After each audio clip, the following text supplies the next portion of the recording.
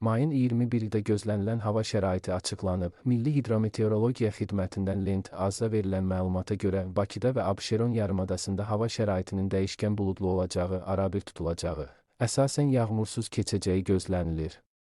Cənub-qərb küləyi gündüz arabir güclənən şimal-qərb küləyi ilə əvəz olunacaq. Havanın temperaturu gecə 16-18 isti, gündüz 20-24 isti olacaq.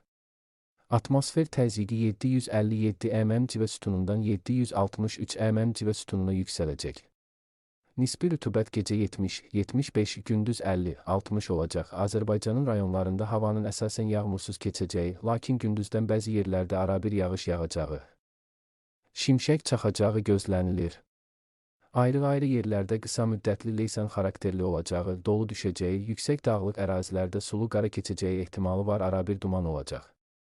Mülayim qərb küləyi bəzi yerlərdə arabir güclənəcək. Havanın temperaturu gecə 15-19 isti, gündüz 25-30 isti, dağlarda gecə 6-11 isti, gündüz 15-20 isti olacaq.